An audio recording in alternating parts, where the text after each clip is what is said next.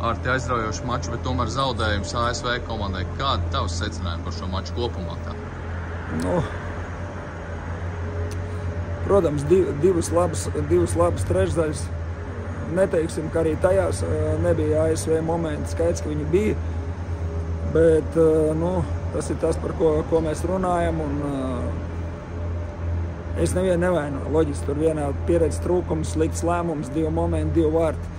Bet uz ko mēs tiecamies, lai arī hokejā to ir ļoti grūti izdarīt, ka mums ir jāmaļ tā kā dzirnavām, un mums jābūt, nu, gribu teikt, pat kā robotiem, lai mēs šādas te brīžos, kad mēs gribam izdarīt vairāk nekā vajag, mēs iedodam iespēju pretiniekam, un šādām pretiniekam to nevar dot, un arī nākamajiem to nevar dot.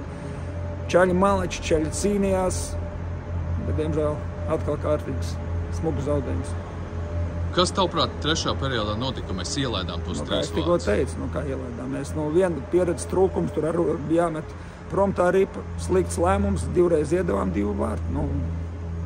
Pēc tam jau spēlējam, mums vienkārši jābūt pacietīgi, laba spēle, aizsardzība momenti būs. Mēs redzējām, pirmajā trešdaļā mums bija cik iespējas gūt vārdus, jā, kaut kur pietrūka meistarības, kaut kur ātrums pietrūka, bet tajā pat laikā čaļi parādīja, ka mēs varam spēlēt, pa vienam te neviens neko neizdarīs.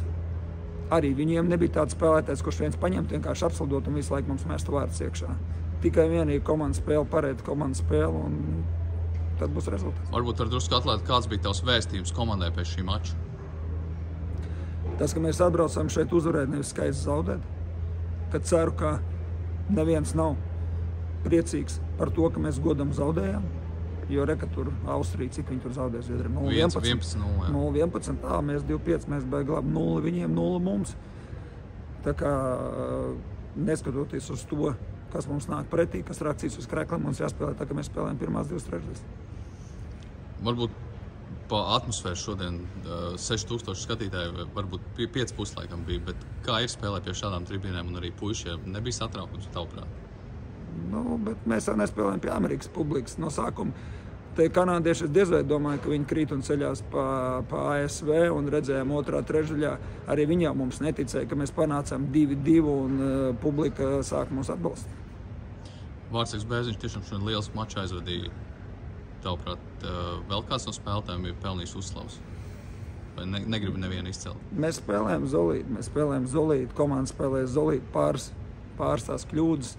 Pāris kļūdas bija pārvērtās mums, diemžēl zaudētos vārtos, bet, kā es viņiem teicu, ģērtē mums komanda uzvar un komanda zaudē.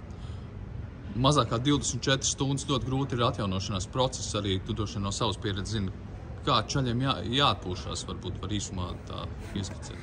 Mums fiziskās sagatavības, to mēs runājam, protams, fiziskās sagatavības treneris, kurš jau ar viņiem šobrīd strādā. Es ar viņiem parunāju jau ģērtuvē, ka mums ir spēles, mums nav laika ļoti daudz pārdzīvot. Mums jāsāk gatavot fiziski sev jau tagad, ko viņi šobrīd tieši tagad arī dara. Mums labi jāpēd, mums jāmēģina labi izgulēties, nevis tur sēdēt telefonos un vēl ilgi, bet to es nekontrolēju, tas ir uz viņas sirdsapziņas. Un jau gultā ejot, sāk savu psiholoģiski gatavot tam, ka rīt nebūs vieglāk un rīt jāspēlē tieši tāpat kā pirmajās 2 trešdaļās. Paldies un veiksmi rītdien. Paldies.